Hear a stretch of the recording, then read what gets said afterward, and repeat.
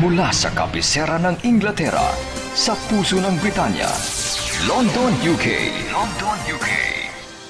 Ito ang Channel Philippines Network, Pinoy Radio UK. Pinoy Radio UK. Sumasahing papawid 24 oras. 24 oras. Buong linggo. Sa www.pinoyradiouk.com. Ang mga pinakapaborito mga awitin, mga pinakaabangang programa, at mga sariwang balita at impormasyon mula at para sa mga kababayang Pilipino sa UK at sa buong mundo. Pinoy Radio UK. Pinoy Radio UK.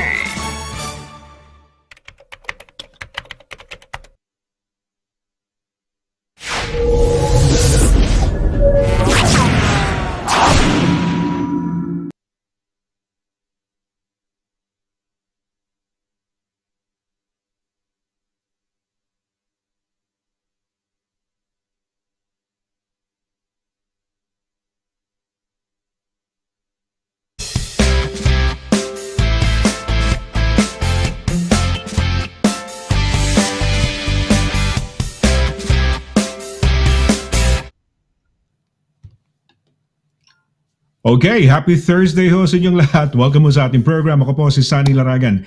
Ito po ang Immigration Corner. Isa na namang dagdag kaalaman day, no? Thirst Day, the thirst for knowledge. Ika nga. So good evening ho. Sana'y nasa mabuti ho kayong kalagayan, no? Ngayon, kumbaga, patapos na, no? Itong month na to, 2 linggo na lang siguro, more or less. Tapos na ho yung autumn, no? Officially. December na ho. Simula na ho ng winter time. Malamig na ho. Nung medyo tumataas, merong 12, 11. Pero nung nakaraan nasa 4 degrees, 5 degrees. Talagang nagbabadya na ho na malamig na malapit na yung winter time. Pero pagka winter time, syempre, pinag-uusapan natin Christmas time. Kayo ba ay nakahanda na? Meron na ba kayong may listahan ba kayo? I don't know, no? Ako, ginagawa ko pa lang yung Christmas list ko kung sino yung mga bibigyan ko ng yung konting aguinaldo, ganyan. Meron tayong mga inaanak, no? Meron tayong mga, may mahal din sa buhay, no? So, ayan ho, Christmas time, a joyous time ng pagsasama ho ng family, mga kaibigan, no? Kaya't sana handa na kayo, no? Maghanda ho tayo. Okay, well, doon ho sa mga first time na nanonood ho sa atin, ito ho yung Immigration Corner. Ako po si SONNY LARAGAN, hindi ho ako solicitor, hindi ho ako eksperto sa larangan ho ng immigration. Ang eksperto ho yung ating star of the show. Siyempre, star of the show, siya yung may talagang kaalaman at expertise. Ano ba Tagalog sa expertise? Husay ba? Husay siguro, no? Galing, no? Sa larangan ho ng immigration. Siya ho ang kasama ko every Thursday.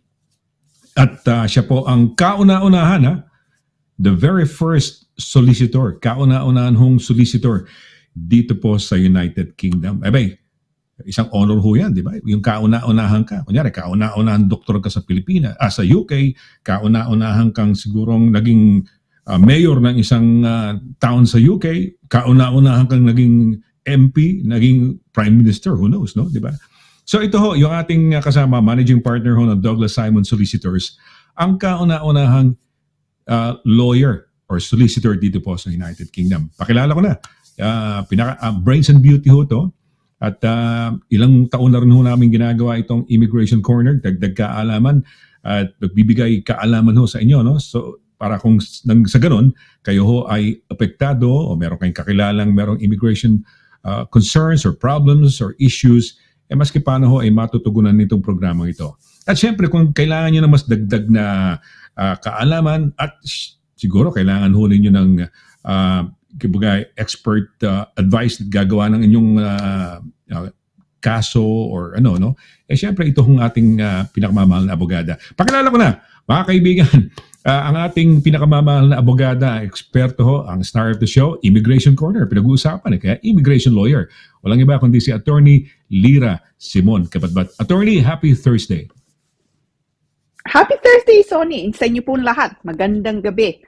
Happy Thursday, no? Actually, yun eh, that was coined, I think, by a guy, the guy, no? Yung Happy Thursday. Anyway, kamusta? Kamusta, Sonny? Everything good? Ang lamig na nga ngayon, no?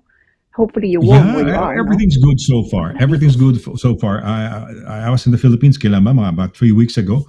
Parang namimiss ko. Gusto kong bumalik sa inyo. Malamig na. When I arrived yata, medyo palamig ng konti. Pero ngayon, nagsisimula na. I don't know sa'yo, just sa South West London, tama ba? Southwest London. Malamig ba? Malamig na ba dyan, attorney? Yeah, no, kanina, this week, no, talagang napansin ko, it's really got a bit colder. So that's why so usually wala akong mga I'm not wrapped up. Meron ka pala. Ngayon ang lamig. Yeah, no, I'm kitted out for the cold, no. Wow. Ang ginaw kanina, magginaw pa rin nga ngayon. So I thought, okay, scarf it has to be, no. Tsaka meron kong konting sipon. Usually, you know how it is, no, pagka malamig, all sorts of lurgies, no, come. So, and I must get my my flu jab, no. Have you had your flu jab? I haven't had mine yet. Pero I haven't had mine. Pero parang palagi ko nung nag-pandemic tayo, na-obliga yata may flu jab, no? I might need to get my one as well, no? Ng flu jab. Yeah. So, yeah. If you haven't mentioned about yung scarf mo, I wouldn't have noticed it. It's just parang when I saw you, something's different, O parang sa itsura mo ngayon. Pero yun parang naka-scarf ka na pala. I love wearing scarves. Yeah.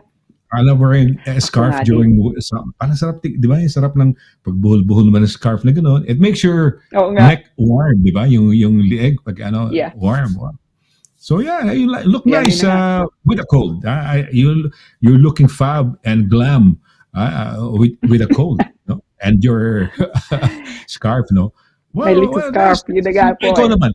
Ikaw naman, anong activities mo naman? So ako, ano ba ginawa ko? Weekend, let me see, what did I do? Well, I couldn't remember exactly what I did. I just drove si Sol sa work niya because she was working this weekend. And so, yeah. And si Snooki and I were left alone, no? Si Snooki nga pala, sikat na rito sa lugar ko. Everybody knows the name, no? Well, she's so cute, no? Oh, cute talaga yan. Ay, si Pau din, she has a dog yata, little dog. The name is Chiki. Talaga? So, meron na siya, may puppy siya, 2-month-old puppy. Because siguro later on, papakita din niya pagka in time. Yeah. Yeah, I know, you know what? I really appreciate having a dog. Honestly, at first I was hesitant, reluctant, dahil dagdag trabaho, di ba? Parang dating buhay mo na katahimik, nagigising ka lang, tapos computer ka, whatever you do. Ngayon, meron ka lang, if-feed mo yung aso, minsan ilalakad mo, ganon. Pero I enjoy it, and I think it's truly, yung mga, happy hormones, di ba? Yung oxytocins, lumalabas yun dahil both of us, no? Yung aso, tsaka ako. So, I guess I'm lucky having a dog. I love my dog, no? So, life is better with a dog. Di ba? I think so. No, I mean, I think so. No, he's fine. Yung nga lang I mean, he's getting on a bit like me. So he's now he's 9 years old now, no? So next year, actually in February, he'll be 10. So he's getting on a little bit. Lagi siyang gutom. Again, a bit like me, no? Lagi siyang kumakain. Really, a bit like me, no? Pero kumusta ang legs niya? Di ba may arthritic ba siya ng konti? Hindi. May rayuma siya. That's still the case. It's not gonna get better anymore. So every month meron siyang injection. Because otherwise, the joints seize up. Yeah. So what ang magagawa natin? So as long as he's still enjoying life very much. Yung nga lang hindi na siya laging he can't really run very fast anymore. But that's okay, no? Really, he's very much like me. I can't really run very fast either. Pero maganda yung aso mo, malaki, no? Yung aso ko, attorney, I don't know if you've seen a small dog. Oh, wow, cute naman. Ang laki ng nose niya. Nako, attorney, yung nose ni Watson, siguro 10 times nung nose ni Snooki. Ang liit ng nose ni Snooki, ganyan lang kaliit, parang cute naman ni Watson. Yeah. What did I want to say? Oh, yes. have you handled a very small dog? Kasi yung aso ko kasi toy dog breed to eh. Ang breed nito toy dog, yung maliliit talaga. Ang very fragile ng kanyang mga legs, minamasahe ko eh. Siguro kung ganunin ko lang ng konti, mabibreak dahil ang liliit, parang ano ng buto ng ng manok. Yung manok manok na. Basta maliliit lang. Yeah, you know the ang liliit ng buto niya. Kaya minamasahe ko lang. Sabi ko kasi, baka magaya ka kay Uncle at kay Kuya Watson mo, ha? So, kailangan mag-massage tayo ng paa mo. Well, yeah, you know, but smaller dogs though, they live longer, sabi nila, no? They live longer than the bigger dogs. So, nga. yeah, no, it's yeah. 12 to 16 to 17. You know, I mean, yeah. So you will have her for a long time, you know, with any luck na. So hopefully natin si Watson, no? It's hopefully when you know they're pamilya na sila, no, diba? I mean, you treat them, you love them as much, no? Yeah. And sometimes you love them even more than some family, you know. Totoo yan. Minsan nagsiselos yung daughter ko. Sabi niya, Tito Sol, yung si Papa, parang love na love yung si Snooki. Parang hindi ko na-experience yan nung bata ako. Ganun bang pasaring ba? O please na, no? At tapos, pagka may aso, dumating ibang aso nila na parang very protective ka, baka awayin si Snooki, ha? Ayoko ganyan. Papa naman, pabayaan mo na sila maglaro, ganyan. Parang nasasaktan ka pag alam mong di ba? So, yeah, totoo, tama yung sinabi mo. No? So, ayan. Well, they're like family, di ba? Family na, Minsan kaya nga tawag na fur baby, di ba? Fur baby, parang your little boy, little girl, di ba? Fur baby mo na yan, eh. So, I'm thankful, actually, alam ni Direk yan, si Pau, I was really giving up on Snooki. Parang ayoko na, parang gusto ko na ipasoli. Pero somehow, Sol asked me to bigyan natin 1 week o kaya 1 month. Sige, okay lang. And then, slowly, she's growing on you, di ba? She's growing on you with her antics. Nakakatuwa naman.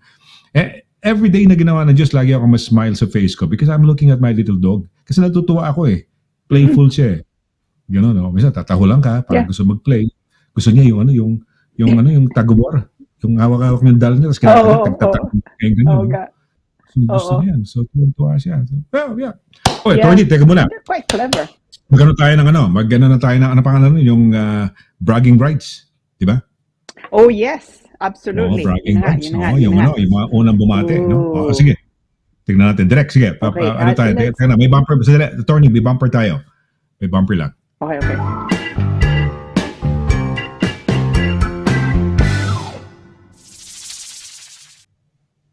Ayan, okay. Sino palagay mo? Okay. Unang-una. I think Egay the Guy, si Edgardo. Egay the Guy. Wow, si Egay the Guy. Yeah. Pinag-usapan kanina to sa Thursday, no? Sige. Tignan natin. Si Egay nga ba?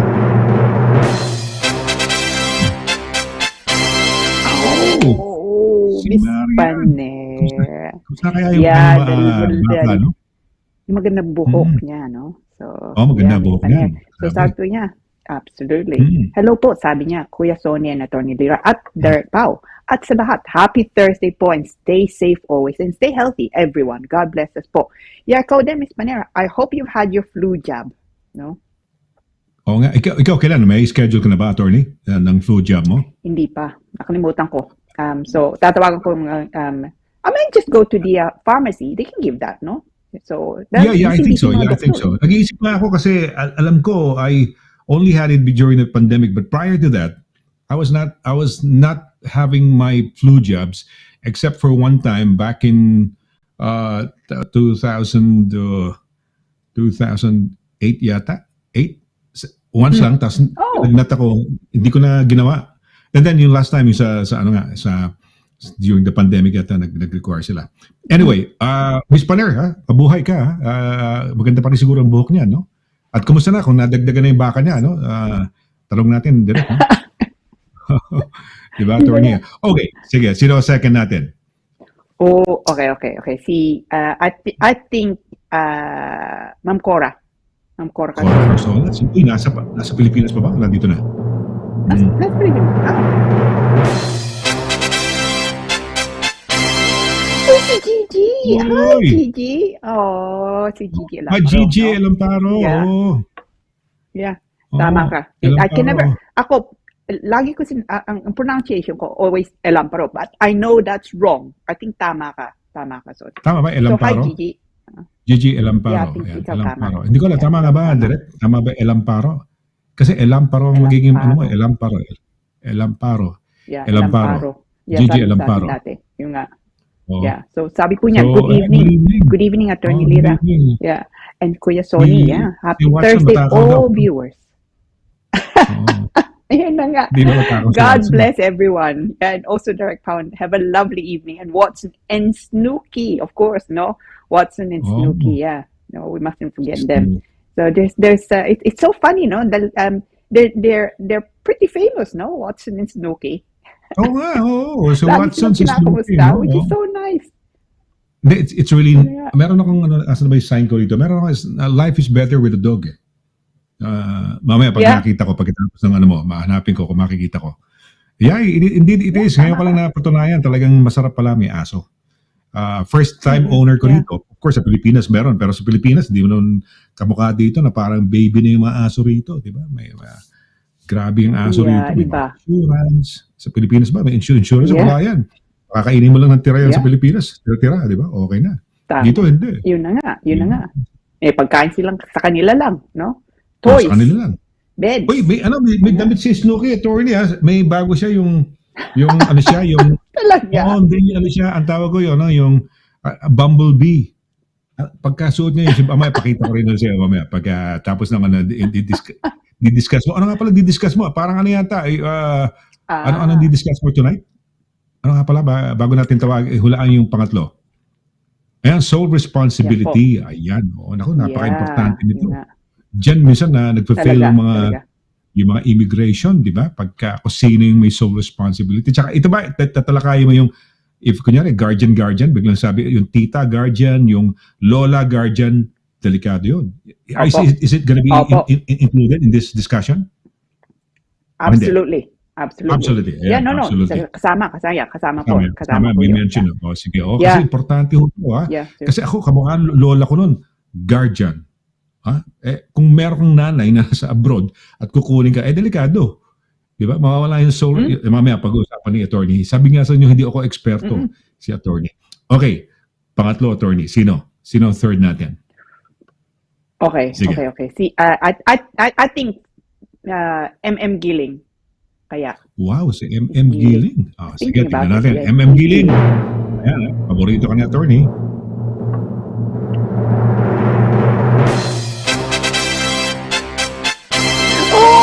Guy. Third You were my placer first siya. choice, Kanina, no? first hula po. Yeah. Pero pasok ka pa rin. Attorney, if you were to give you a point, para siguro gawin natin hindi yung first, second, third, kundi if yung tatlo papasok within the ganon. So may 1 out of 3 ka. Di ba? Pwede nang ganon. We can consider that. Half a point. Parang ganon. Consider natin. Half a point. Yeah. Mm-hmm. Yun na nga. So sabi po niya, Okay. rainy and cold Thursday to Mr. Sonny, Attorney Lira, and hard-working Direct Pow, and to the viewers, working Canary Wharf today. Sorry. Wow. Malamig nga ngayon. 8 Jubilee and Northern Line are busy. Yeah, relaxing now, listening to Attorney Lira's lovely voice. I love this man. Looking forward to lots of learning again today. Thanks, Egay the Guy. I love that, no? Egay the Guy. No, it's nice rhyming. Egay so the Guy. catchy. No? Yeah. It is a Egay the catchy. Guy. Tama yan. Sino Parang ba? Immediately, alam mo Captain. sino siya. Ikaw ba, Yeah, Egay the tumakbo ka Guy. ba ng SK? Alam mo ba yung SK sa Pilipinas? Sa ano yan? Kabataan, SK nga ba yan? Yung parang barangay ng mga kabataan? O sangguniang kabataan yata, o sangguniang ganyan. Oo. Tumakbo ka ba, Egay? No? Kasi medyo catchy. Egay the Guy. Vote Egay the Guy. Egay the Guy. as parang SK chairman. So, mabuhay. Yeah. Uy, si Ma'am Cora. Si Ma'am Cora. Hello. Back. Last night. Hello everyone. I arrived last night from Pinas. Maraming salamat sa dagdag kalaman on immigration, Attorney Lira. Love to Sir Sonny, Direct Paula, Watson, Snooki, so at lahat. Oh, it's so nice. So it's nice. dumating Welcome back. So she's still jet lag. Oo, nakita kami ni Ma'am Cora recently siguro, and then nakita-kita kami nila direct si Pao, no? Love their picture. Lunch. Sarap ng lunch namin doon sa Perez hindi Roque ba yung mother Perez yan, Paula Patricia. Teka muna. Roque apelido. Nalilito na ako Kasi sabi ko sana ko ano yung restaurant ba ng kunyari ng Roque Restaurant, Bistro Roque Bistro Perez, Paula Patricia Perez. Tama ba yun? Ayun, nalilito na kasi may Roque pa di ba? May Roque, no? Yeah. Pero alam mo ba sa Spain, attorney? Lechon, sarap. Lechon, ano pa ba yung hindi, meron kami yung pangalan to, may sabaw Ano may pangalan? Ano may kinain? Sinigang. Ang Cora, ano yung kinain natin? Direk, ano yung kinain namin sa inyo? Kalimutan ko na yan. Basta alam ko lechong kawali, parang ganun yata. Tapos ano pa ba yung kinain namin? Nako, teka mo. Akala ko sinigang. Kumain ba kayong sinigang? Sinigang na hipon. Ayun, sinigang na hipon. Sarap, masarap talagang pinapa ko Yung anak ko, kasama namin yung son ko, yung eldest son ko si Kokoy. Siya nag-drive sa akin from Cavite all the way to Bulacan. Nakita niya kumakain yung papa niya ng walang kanin, walang rice, talaga puro ulam lang. Pinapa ko. Magmula nun, nag-cut down na siya sa rice, no? So, na-inspire ko naman yung anak ko. Yeah? So, nakakatuwa naman. Ayan, si May Tigbao Vargas, May. Yun na nga po, Yun na nga, Good evening po, sabi niya. Si May, good evening po, Attorney Lira, Kuya Sonny. Kuya Sonny Laragan, Direct Watson's Nuki. To all the viewers, happy Thursday, watching from Exeter. Kasama siya. Exeter, Devon. God bless everyone. God bless. No? It's hopefully the weather's okay. Devon's beautiful. It is. Devon ba? Cornwall, hindi. Parang, kasi maganda ang Cornwall, di ba? Cornwall is beautiful. Absolutely. So, I don't know kung Devon is part of, si Lisa Hobbs. Wow, Lisa. Hi. Hobbs. Yeah. Masayang Huwebes, sabi po niya. Masayang Huwebes din po sa lahat. Sa'yo din, Miss Hobbs. Hopefully you're doing well and you're inside, no? Na you're warm inside rather than outside in the cold. Yes, or heater, although medyo masabagay, tumataas talaga ang bills pagka winter time. Wala tayong choice kaya iwasan nyo yung mga draft. May mga draft kayo sa bahay, takpan nyo para sa ganun makaiwas ng maging warm yung bahay. Okay. Attorney, yan muna ating for the time being muna siguro yan muna hindi na muna natin saka na yung mga pagbati later on, tutuloy na lang natin. In the meantime, we're gonna have a short break. Pagbalik ho natin yung ano pangalan itong topic natin sa sole responsibility. Ayan, what is sole responsibility? Yung mga first-time viewers na makakapanood tell your friends about it. Pag break ho natin, tatalakayin na straight away ni attorney ang what is sole responsibility sa immigration. Don't go away. Saglit po lamang.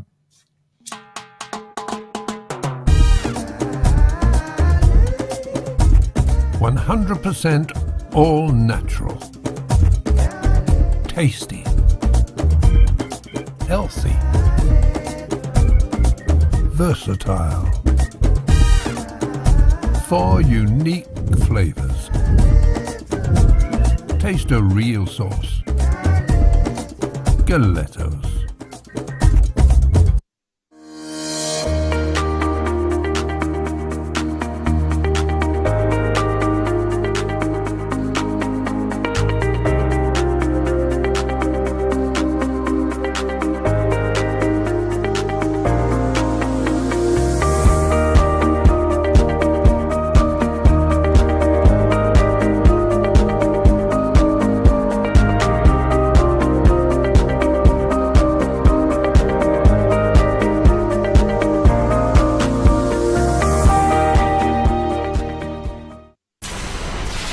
Mula sa kabisera ng Inglaterra, sa puso ng Britanya, London, UK. Ito ang Channel Philippines Network, Pinoy Radio UK. Pinoy Radio UK. Sumasayang papawid 24 oras. Buong linggo sa www.pinoyradiouk.com. Ang mga pinakapaborito mga awitin, mga pinakaabangang programa, at mga sariwang balita at impormasyon mula at para sa mga kababayang Pilipino sa UK at sa buong mundo. Pinoy Radio UK. Pinoy Radio UK.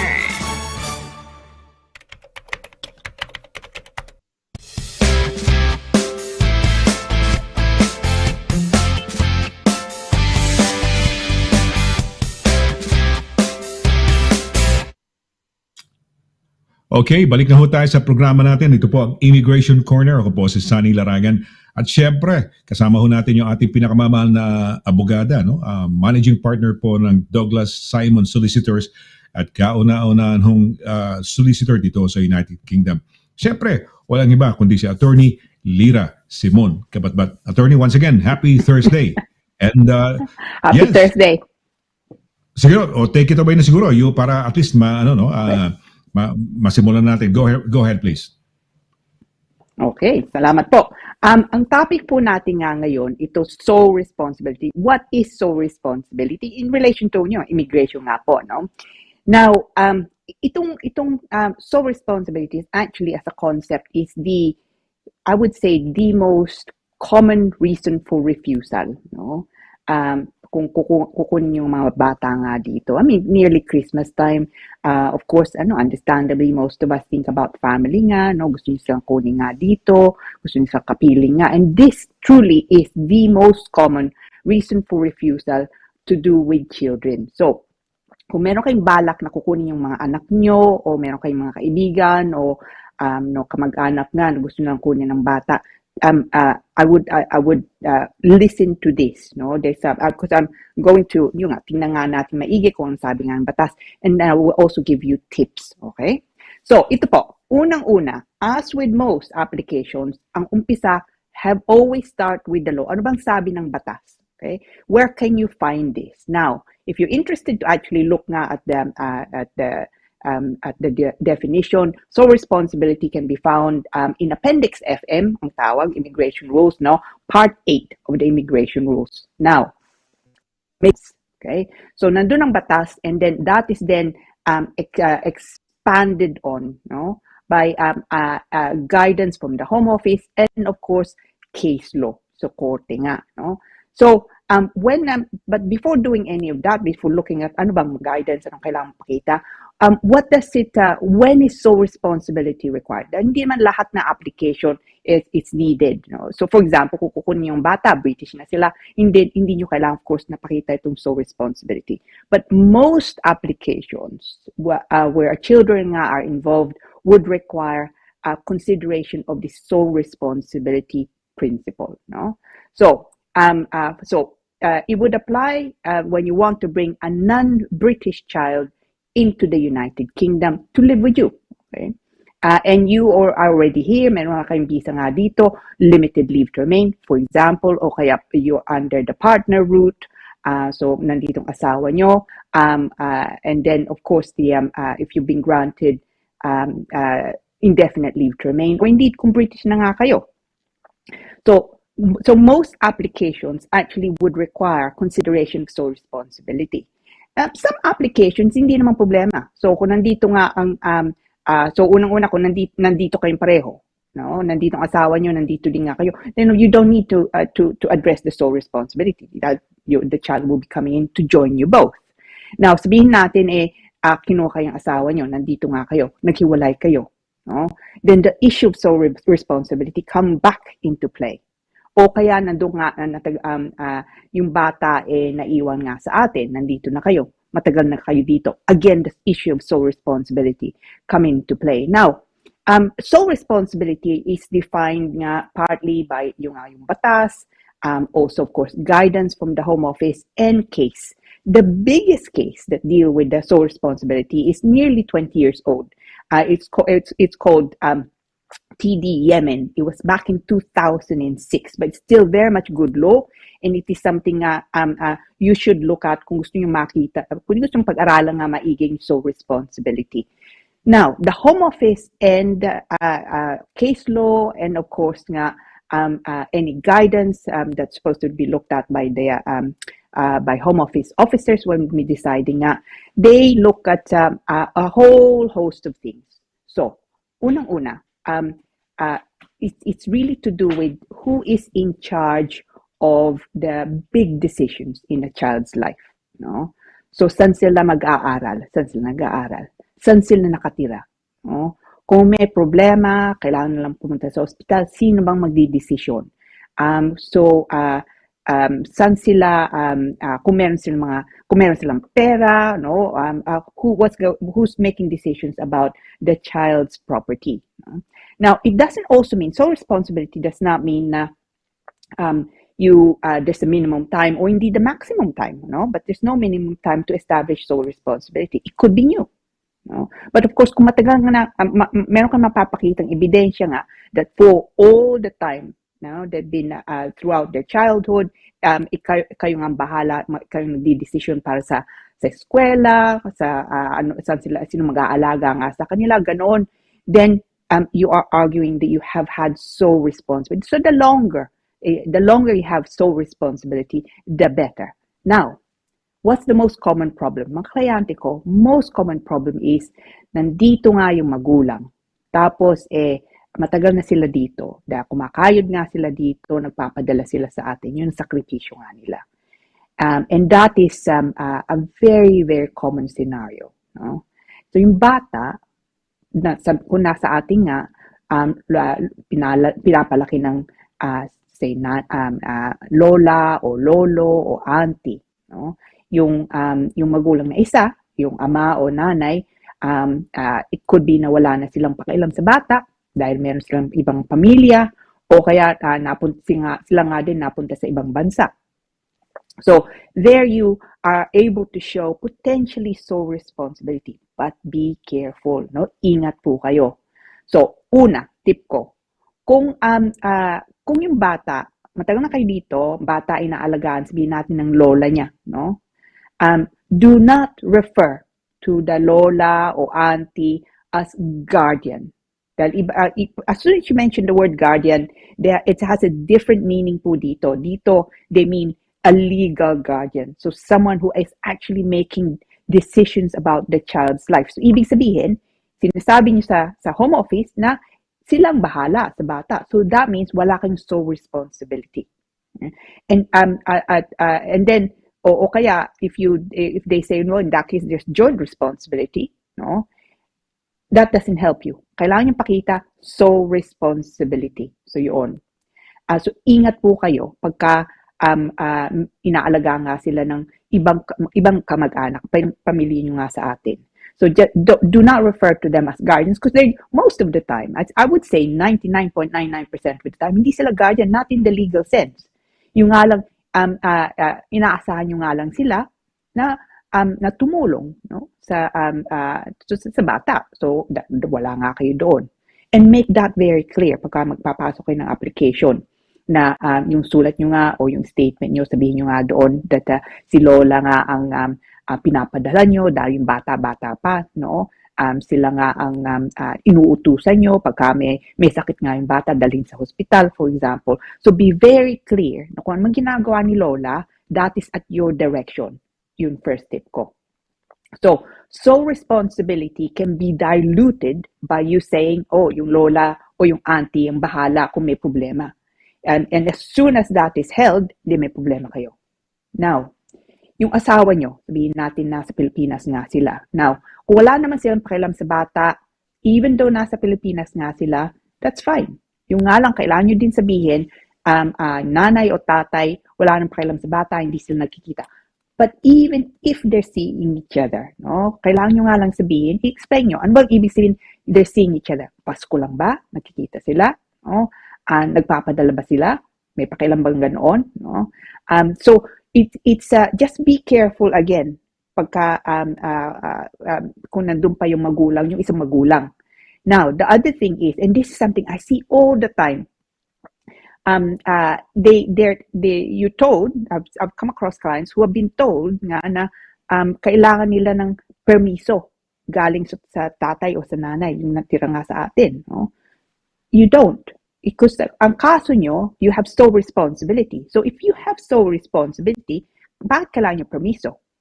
Kung kukuha ng permiso, ibig sabihin, inaamin nyo na it's not sole responsibility you have. It's actually joint responsibility. Because otherwise, why do you seek permission from the other person? Tip ko yun, ha? Okay. Now, pera.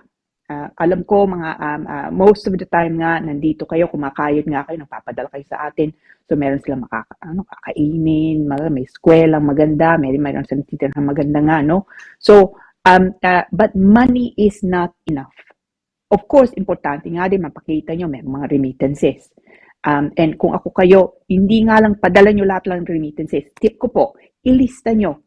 Use the Excel list, no? Most of you who work with Word, no, the Word documents, would be familiar also with the Excel application. So yun, gamitin nyo, lista nyo nga doon. Anong petsa, so anong pangalan ng kumpanya ng it could be bank, anong petsa, at saka magkano pinapadala nyo.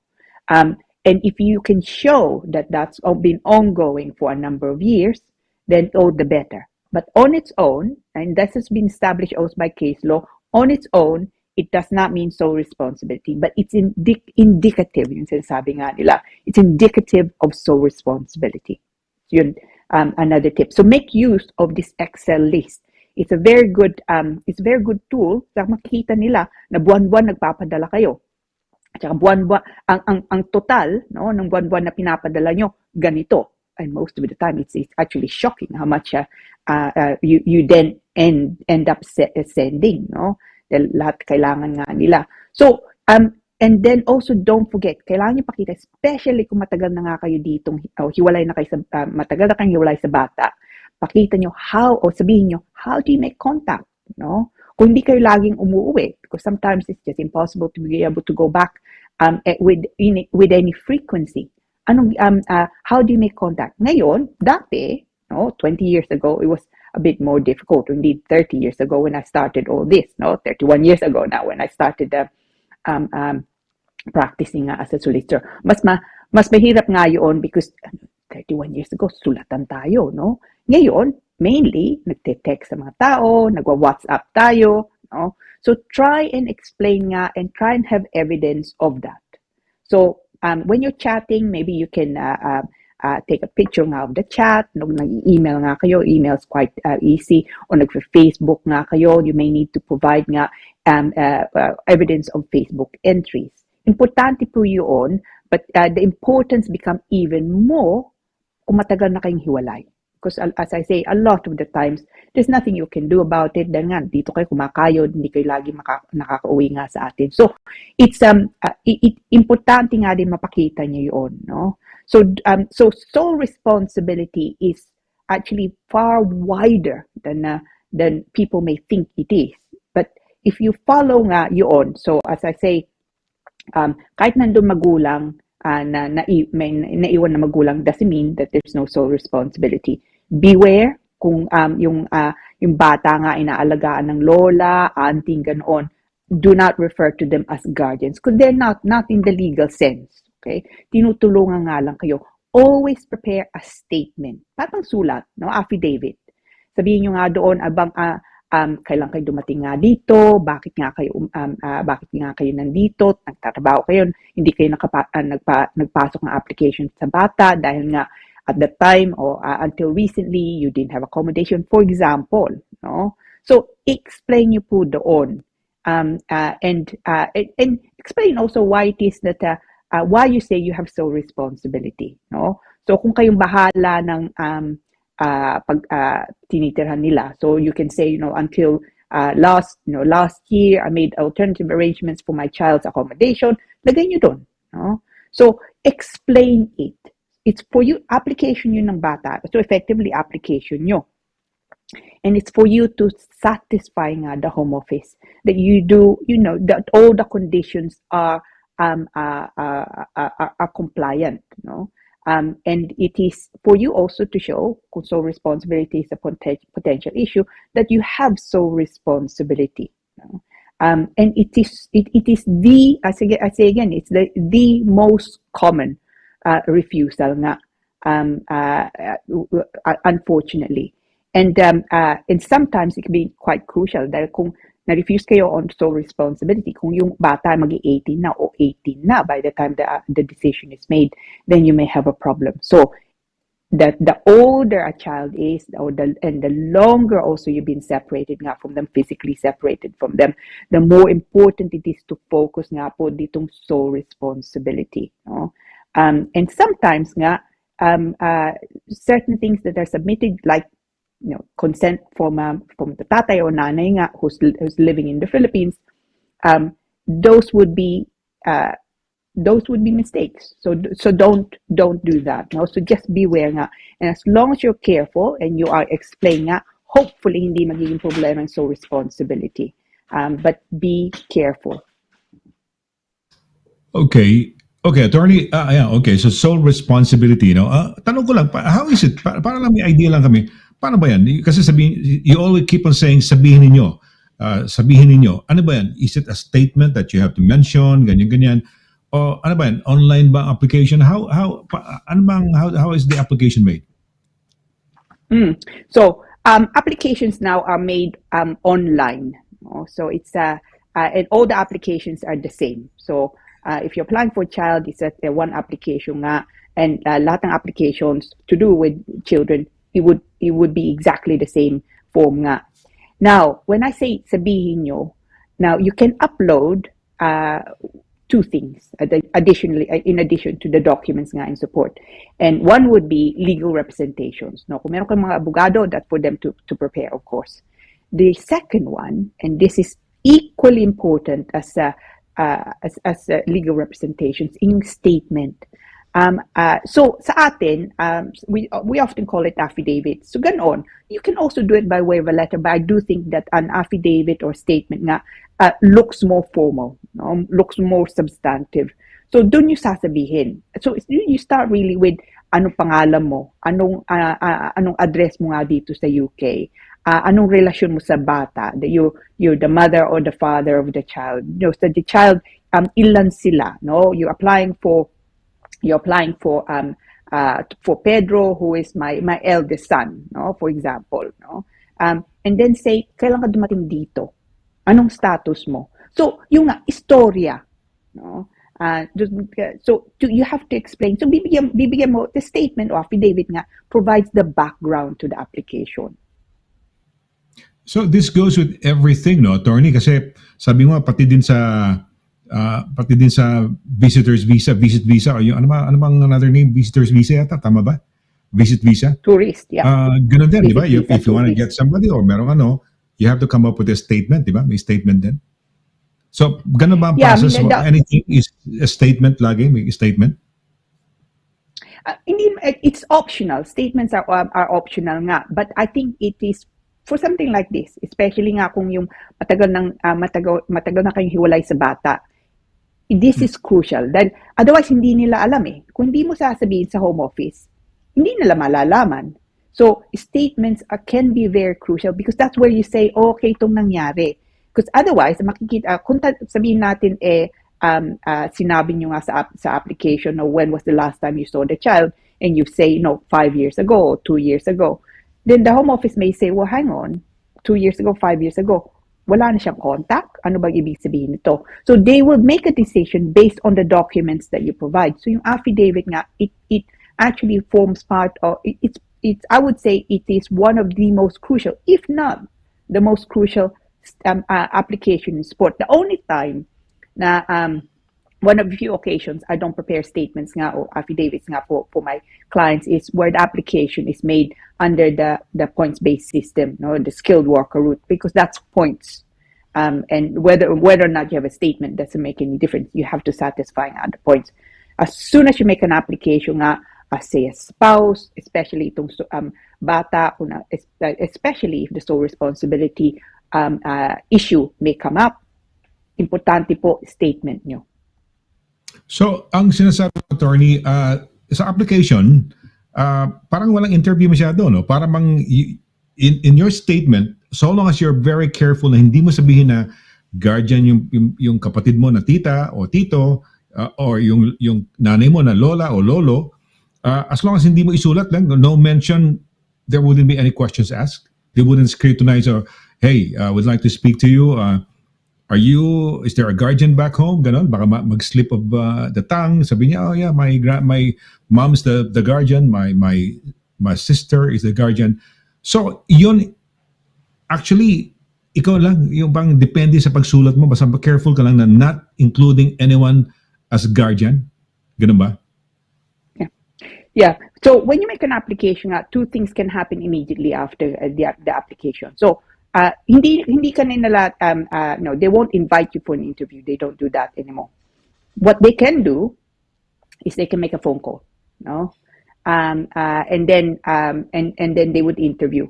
So kung yung bata, kung yung bata over the age of 13, then they may carry out a telephone interview. Very rarely do they interview the parent, but they could interview the child.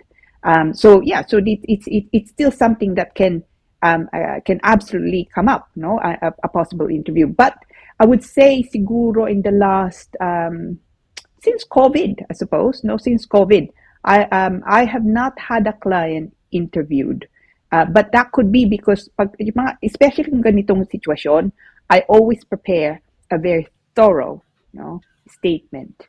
And not enough people do this. They assume wrongly na kung may problema, may tanong yung home office, natatawagan sila, no? O susulatan sila o mag-i-email. They don't do that. Kung hindi kompletong application o may mali yung application, then they would just refuse it.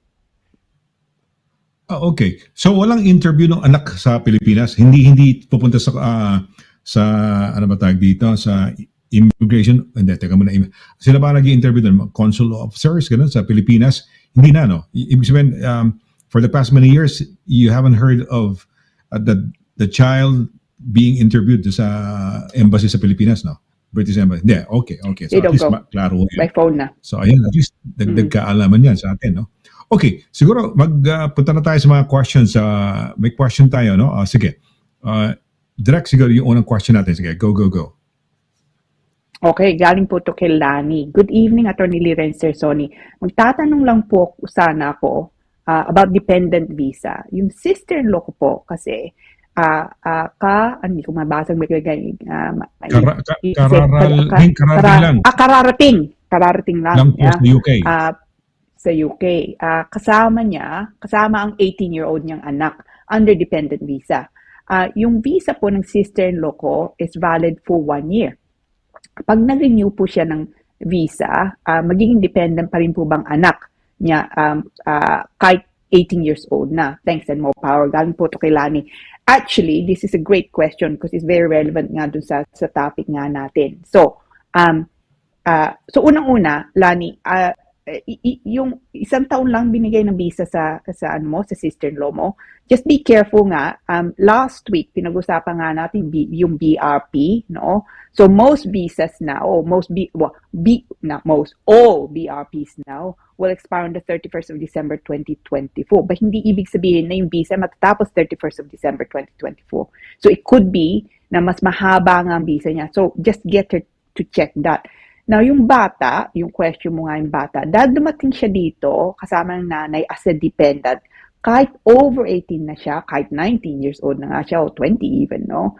Pwede pa rin siyang isama, pwede pa rin siyang magpasok ng application as a dependent. Importante nga lang, mapakita nyo din that he's not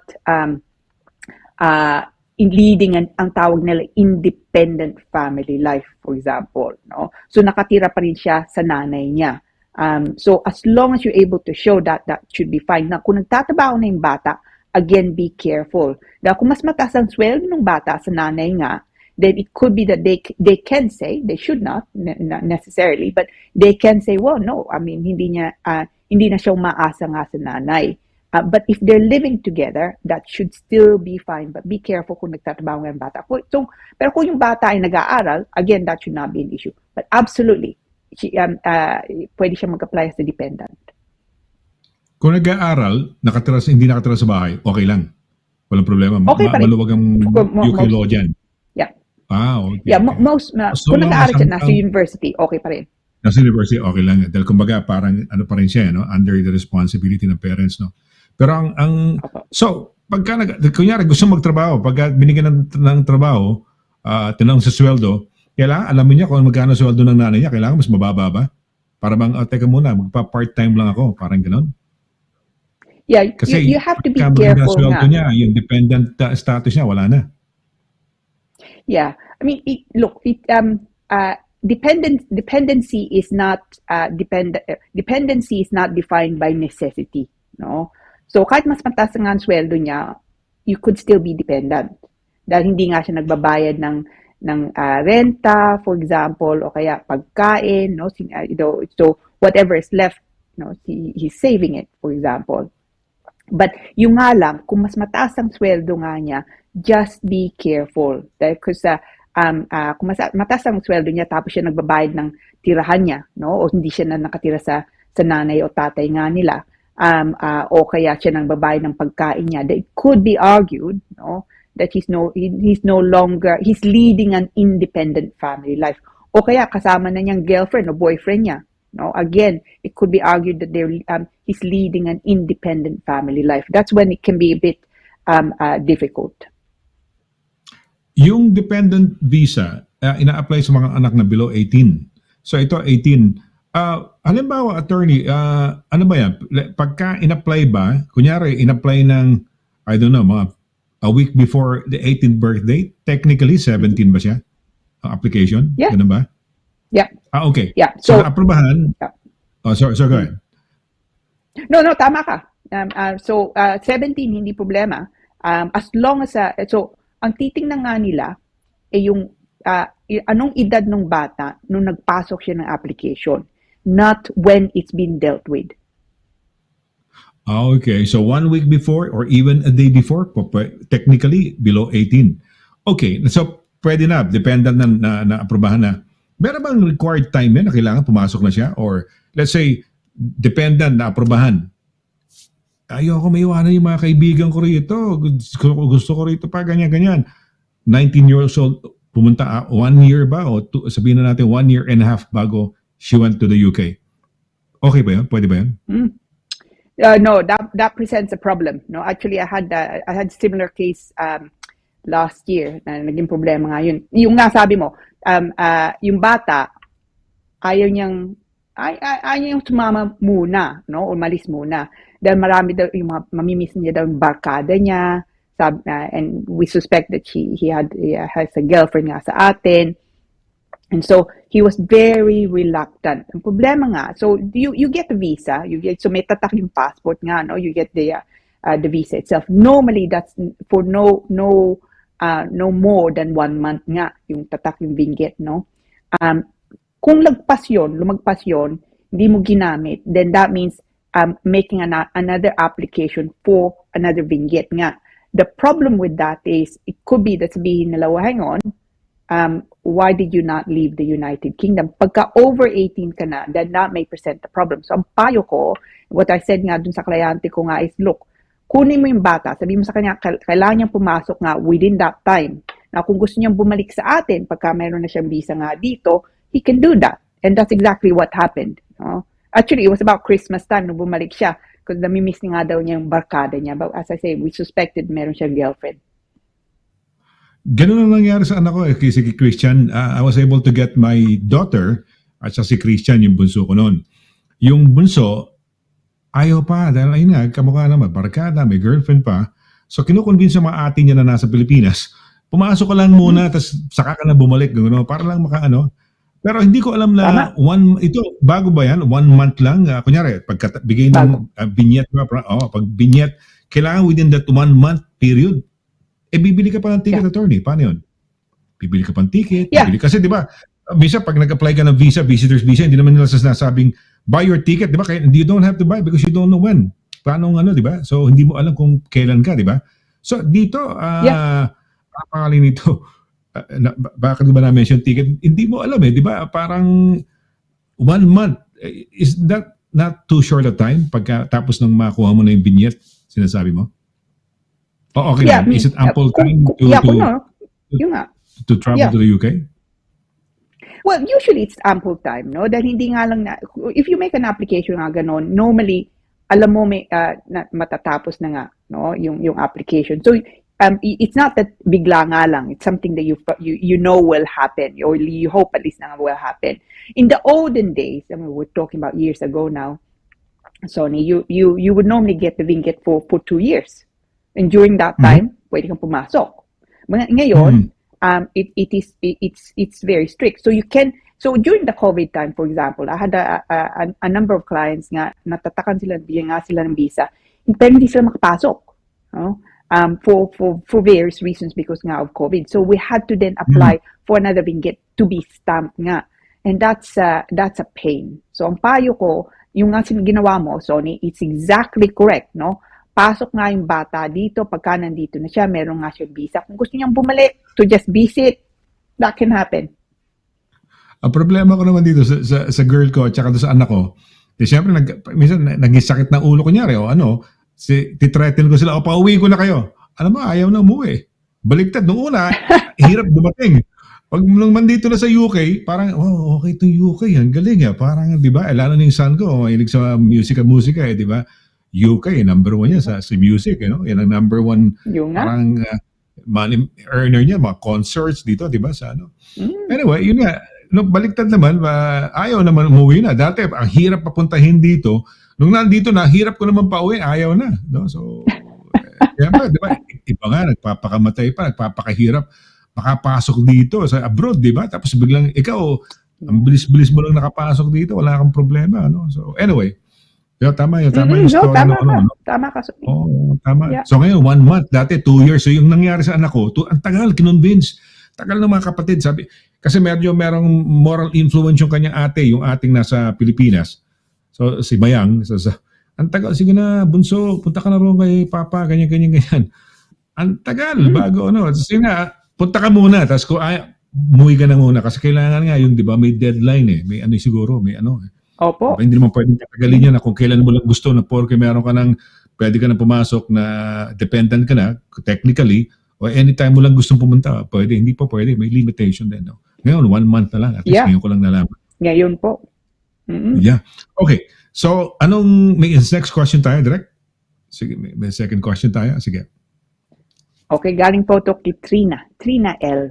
Hello po, Attorney Lira and Sir Sonny. Sinubukan ko pong i-track ang visa application ko po sa VFS website. Oh, they have terrible website. And ito pong remark. The decision is received from UKVI on 29 August 2023, and we will notify you when the passport is ready to be collected, or if applicable, couriered to your address. Wala po ako na-receive na kahit anong email o SMS. Approved na po bang skilled worker visa ko? Salamat.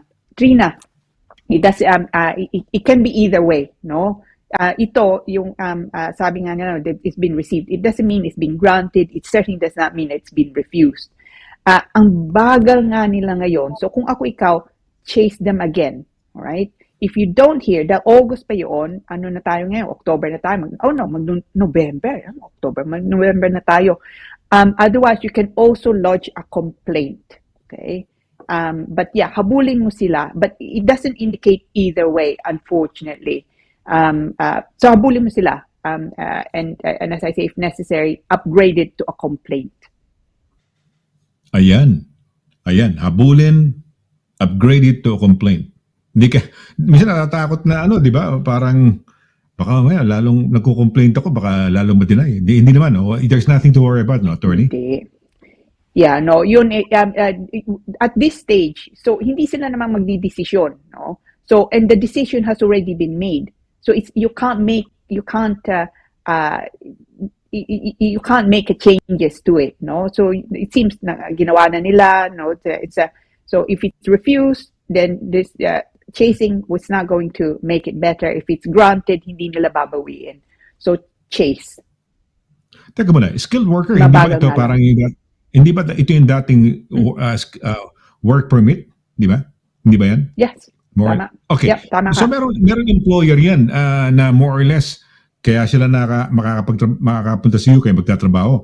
Hindi ba ano yan responsibility nung ano rin o i-follow up din ng employer, ng prospective They employer can or also follow employer? up. Yeah, they can they also can also follow up? follow up, but but most of the times yung employee, the only thing mainly that they're involved in is the assignment of the cost, the certificate of sponsorship, yung employer. So it's the responsibility of the applicant, the employee, then to chase. Ayun. Okay, well, at least no, marami ho kayong natutunan sa gabi dito, pati rin ako natuto rin, no. So lahat pala, yan importante yung mga pwede rin yung mga statements except for the skilled worker route, di ba? It's irrelevant, no. Hindi masyadong importante ron, no. Pero sa mga ang mai-advise mo ba sa mga mga kunyari visitors visa, yan kailangan ng statement. Who prepares the statement? Yung kukuha ba yung kunyari yung sponsored sa UK ba na nandito? Kailangan ba ng statement o ang statement galing mismo sa taong mag-a-apply pumunta?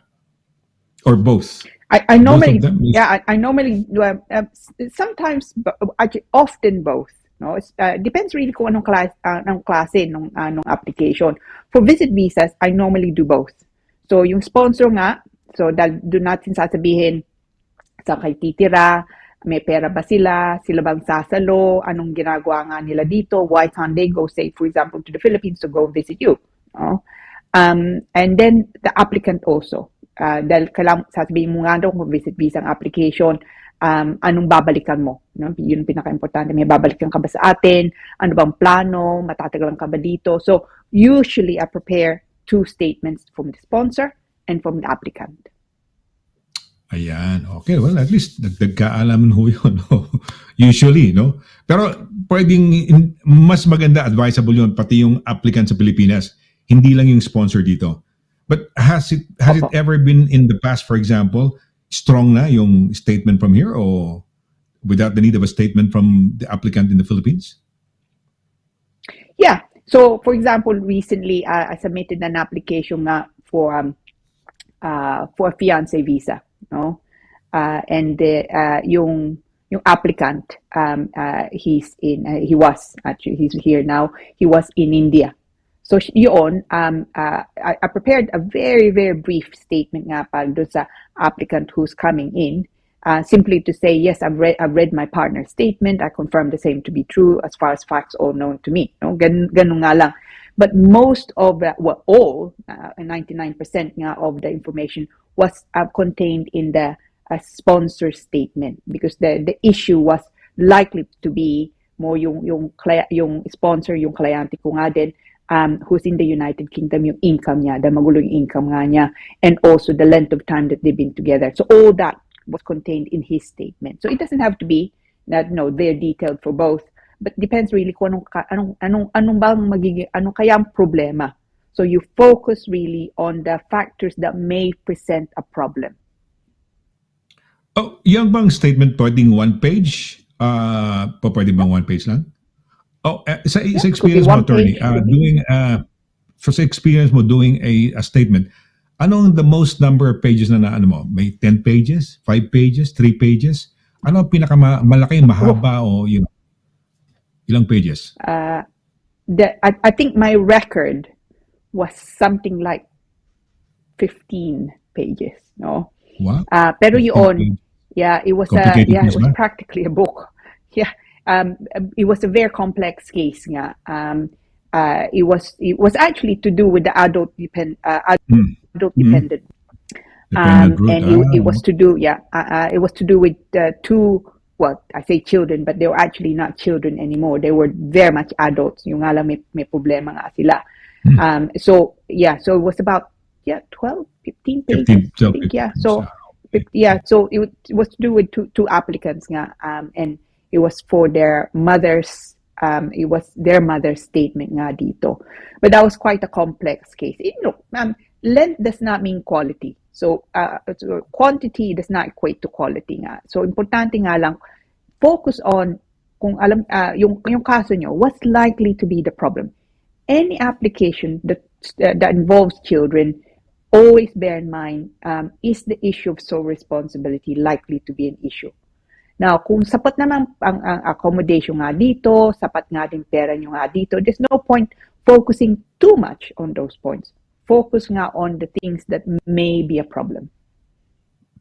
Ayan, no. At least, no, accommodation, yung ibang mga bagay kung meron na, walang problema. Focus on yung dapat yung gawin to secure a successful application. Iwasan yung mga guardianship, no. Total, depende pala. From what I glean from what you're saying is kailangan through a statement, basta try to avoid mentioning about a guardianship ng other than you, yung sole responsibility.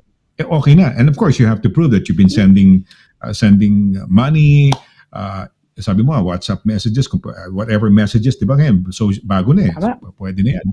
So, pakita mo yan. So, these are evidence and proof of, yun nga, kayo ang, talagang may responsibility sa anak ninyo. Okay, well, I guess,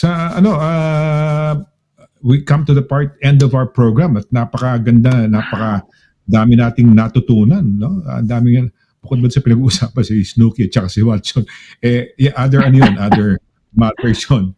Pero thank you very much sa mga bumabati kay Snooki at kay Watson. So, attorney, baka meron ka pang nais na idagdag, biglang naalala mo, uy, teka muna, I should have mentioned this, no? Or, probably tell them how they can get in touch with you or something else, no? O may mga shoutouts ka, go right ahead, please, attorney. Okay. Kung gusto po niyo malaman malaman nga nito, then feel free to email me. Ito pong email address ko, CABATBAT, yung apelido ko, at Douglas with 2s-simon.com. Telephone number po namin, you feel free to call also, 0203-375-0555. You have a better chance of getting hold of me by email though, okay? Kung mag-email po kayo sa akin, pwede bang lagay nyo dun sa subject, no, Immigration Corner. Dahil I have a horrible habit of opening my email whatever time of day, at 3 o'clock in the morning, binubuksan ko. And then, when I close it, I will never find it again unless I remember yung email address. But kung nalagay yung Immigration Corner, then I type in Immigration Corner in my search box, and then hopefully it comes back, no?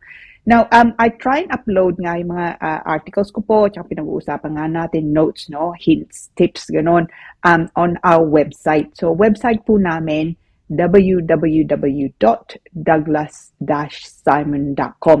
If you go on the news section, no, nandun po. I will always try and upload nga, especially nga itong pinag-usapan nga natin, so responsible, because it's usually quite a hot topic and one that so many people get wrong unnecessarily.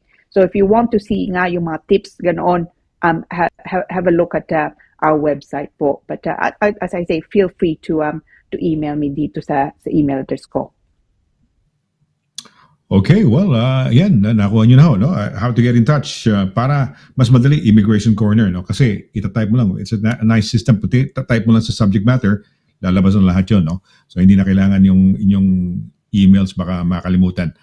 So thank you very much, attorney. Naku, talagang maraming salamat, no? It's another night of dagdag kaalaman, no? And another thirst day, no? Thirst for knowledge, for information tungkol sa larangan ng immigration. At kaya nga nang nasabi ko, itong immigration, napakahalagang sangay, no, ng batas dito sa United Kingdom, dahil ang pinag-uusapan dito, buhay, ano pa ba, yung, ano ba yung future sa Tagalog? Ano ba future sa Tagalog, attorney? Kinabukasan. Ayan, mga kinabukasan. Tama? Yeah, tama. Kinabukasan, tama. The future, di ba? We view life with expectancy, hope, opportunities, mga ganun. Ayan ho, isa sa konteksto ho ng immigration. Kaya napakahalaga. So, sa ngalan ho ni attorney, no, ikaw attorney, sa ngalan mo at ni attorney Lira Simon CABATBAT at ng ating director si Paula Patricia Roque Perez. Ayan. Ito po si Sonny LARAGAN nagsasabing thank you very much sa inyong walang sawang pagsubaybay dito po sa Immigration Corner. So let's do another happy Thursday next Thursday for another edition of our Immigration Corner. So till then, take care, God bless, and good night. Bye.